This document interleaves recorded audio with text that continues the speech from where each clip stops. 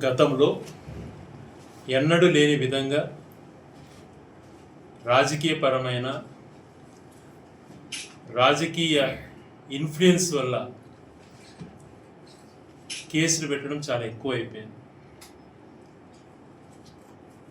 ఒక వ్యక్తిని పదే పదే కుట్రపూరితంగా బ్యాడ్ చేసేటువంటి ప్రయత్నంలో భాగంగా ఎక్కువ రాజకీయ ఇన్ఫ్లుయెన్స్ కేసెసే ఈ రాష్ట్రంలో గత 14 నుంచి నడుస్తుంది. కాన్స్టిట్యూషన్ అటువంటిది ఫాలో కాకుండా రెడ్ బుక్ రాజ్యాంగం అన్నటువంటిది పెట్టి అంబేద్కర్ రాజ్యాంగాన్ని పక్కన పెట్టి వాళ్ళకు నచ్చని వాళ్ళపైన ఒక పథకం ప్రకారం కేసులు పెట్టుకుంటూ వస్తున్నారు. అందులో భాగంగానే ఈరోజు గౌరవ మన పార్లమెంట్ సభ్యులైనటువంటి మిథున్ రెడ్డి గారి పైన చేసినటువంటి కుట్ర కూడా ఇందులో భాగంగానే మనకు స్పష్టంగా కనిపిస్తూ ఉంది. అది ఎలక్షన్లు అయిపోయినటువంటి మరుసటి రోజు నుంచి పదే పదేగా వేటాడుతున్నట్టుగా రాజకీయపరమైనటువంటి కేసుల పైన ఏది ప్రూవ్ కాకుండానే, ఏది ప్రాపర్ ఎంక్వైరీ లేకుండానే నింద వేయడం, పలు రకాలుగా శీర్షికలు రాయటం, వ్యక్తిగత వాళ్ళ క్యారెక్టర్ అసాసినేట్ చేయడానికి ప్రయత్నం చేయడం మనం చూస్తూనే ఉన్నాం. మొట్టమొదటిగా తను ఏదో ఫారెస్ట్లో గెస్ట్ హౌస్ ఉందన్నారు, దానిపైన ఏ ప్రూవ్ లేదు. తిరుపతిలో ఇంటిని పడగొట్టాలంటారు, దాన్ని ఏది లేదు. పెద్దిరెడ్డి రామచంద్రారెడ్డి గారిని వ్యక్తిగతంగా టార్గెట్ చేసి మదనపల్లిలో ఫైర్ యాక్సిడెంట్ జరిగితే అక్కడి నుంచి డీజీపీలు రకరకాలుగా హెలికాప్టర్స్లో వచ్చారు. దాదాపుగా సంవత్సరం అవుతోంది. ఆ కేసు సంబంధించింది ఎందుకు మాట్లాడలేకున్నారు? ఆ కేసు ఎందుకు జరిగింది? ఏదేదో మాట్లాడారు కదా, ఫైల్ దగ్ధం చేశారు, అవినీతి జరిగిపోయింది, ఏదో జరిగిపోయింది, పెద్దిరెడ్డి గారు చేయించారు అనుకుంటుంది. ఇంతవరకు అతిగతి లేదు దానిపైన. ఊరికి నిందేసేటువంటి ప్రక్రియ చేశారు. ఇలాగ సీక్వెన్స్గా వ్యక్తిగత క్యారెక్టర్ అసాసినేట్ చేయడానికి చేసేటువంటి ప్రయత్నం అలాగే చేసుకుంటూ వచ్చారు. ఈరోజు ఏది కూడా నిరూపణ చేయలేకపోయారు. ఇప్పుడు కొత్తగా లిక్కర్ కేసు అన్నటువంటి జరిగింది, 1000 కోట్ల అవినీతి జరిగిందని మాట్లాడుతూ వచ్చారు. మొట్టమొదటిగా మనం చూసాం 50,000 కోట్ల అవినీతి అన్నారు, తర్వాత 30,000 కోట్ల అవినీతి అన్నారు, తర్వాత 18,000 కోట్లు జరిగిపోయింది అన్నారు, మళ్ళీ 3,000 కోట్లకు వచ్చినారు, ఇప్పుడు 2,000 కోట్లు అంటున్నారు. ఏంటివి? మీ నోటికి ఏది వస్తే అది చెప్పటం, దాన్ని మాట్లాడుతుండడం.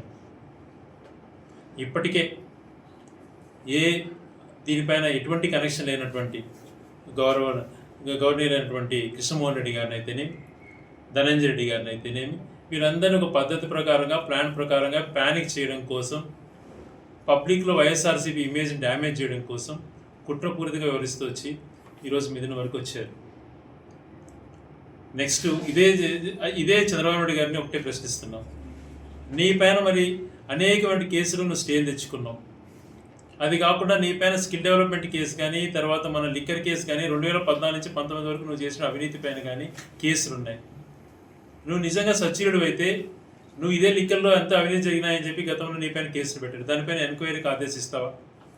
దానిపైన ఒక సిట్టింగ్ జడ్జితో నీ పైన స్కిల్ డెవలప్మెంట్ కేసులో నువ్వు చేసినటువంటి హవాలాలు కానీ, నీ దగ్గర వ్యక్తిగత కార్యదర్శిగా పనిచేసిన వ్యక్తి 1000 కోట్ల అవినీతి చేసి ఫారిన్కి వెళ్ళిపోయినటువంటి సంఘటనలు మనకు తెలుసు. ఈరోజు అదే వ్యక్తి 5 సంవత్సరాలు బయట ఉన్న వ్యక్తిని ఈరోజు పిలిచి గవర్నమెంట్లో మెయిన్ సీట్లో, ప్రభుత్వంలో, సచివాలయంలో కూర్చోపెట్టాడు. ఏం చేయాలనుకుంటున్నావు? గతంలో అనేకమైన తప్పుడు కేసులు పెట్టారు, ఏది నిరూపించలేకపోయారు. ప్రజాస్వామ్యంలో ఇవి మంచి పద్ధతులు కాదు. ఈ ప్రాంతానికి 3 సార్లు అత్యధిక మెజార్టీతో ఎన్నికైనటువంటి మిథున్ రెడ్డి గారిని సంవత్సరం నుంచి తను ఎటు ప్రజల దగ్గర వెళ్లకుండా ఉండాలన్న ఉద్దేశంతో వ్యక్తిగతంగా టార్గెట్ చేస్తూ క్యారెక్టర్ అసాసినేట్ చేయాలి, ఏది మంచి చేసినా కూడా దాన్ని రానియకుండా దుర్మార్గంగా వ్యవహరిస్తూ చేసుకుంటూనే వచ్చారు. ఏదో నిరూపణ చేయగలిగినారా? లేదు. అత్యంత పారదర్శకంగా ప్రజలకు డైరెక్ట్గా దాదాపుగా 3,75,000 కోట్ల పైగా డీబీటీగా మన దేశంలో ఏ రాష్ట్రంలో జరిగిన విధంగా చేసినటువంటి వ్యక్తి జగన్మోహన్ రెడ్డి గారు. మంచిని ఎక్కడా మీరు ప్రొజెక్ట్ చేయాలి. అనునిత్యం ఇలాంటి బ్యాడ్ ప్రాపగండాస్ చేసుకుంటూ పోవడమే మీరు లక్ష్యంగా పెట్టుకున్నారు. మిథున్ రెడ్డి గారిని ఈరోజు వాళ్ళు ఇది రాజకీయ ప్రేరితమైనటువంటి కేసులో పెట్టి దాంట్లో అతని ఇమేజ్ని టార్నిష్ చేయాలన్నటువంటి ప్లాన్స్ చేసుకోవడం తీవ్రంగా ఖండిస్తున్నాం. ఈ ప్రాంతానికి తను ఎంతో ఉపయోగపడ్డాడు. ఈ ప్రాంతం నుంచి 3 సార్లు పార్లమెంట్ సభ్యుడిగా గెలవడమే కాకుండా ఇక్కడ వ్యక్తిగతంగా అందరితో కూడా ఒక మంచి అనుబంధంతో ఉన్నటువంటి వ్యక్తి. జగన్మోహన్ రెడ్డి గారికి మంచి తోడుగా ఉన్నాడు అన్నటువంటి కుట్రతోనే ఈరోజు తనని కేసులో పెట్టి బలవంతంగా ఏదో చేయాలా అన్నటువంటి ప్రయత్నాలు జరుగుతున్నాయి. ఈ కుట్రలకు భయపడే వ్యక్తి కాదు వాళ్ళ తండ్రి పెద్దిరెడ్డి రామచంద్రారెడ్డి గారు కానీ మిథున్ రెడ్డి గారు కానీ. ప్రజలను నమ్ముకున్నటువంటి వ్యక్తులు, పార్టీని నమ్ముకున్నటువంటి వ్యక్తులు, వాళ్లకు అన్ని రకాల సంఘీభావంగా మేము అందరం కూడా నిలబడతాం. వాళ్ళు ఎటువంటి తప్పు చేయలేదన్నటువంటిది మాకు అందరికీ కూడా తెలుసు. వాళ్ళ పైన ఏదైనా ఫలాంటి డైరెక్ట్గా ఇట్లాంటి ఎవిడెన్స్ ఉందని చూపించడం మీకు ధైర్యం ఉంది.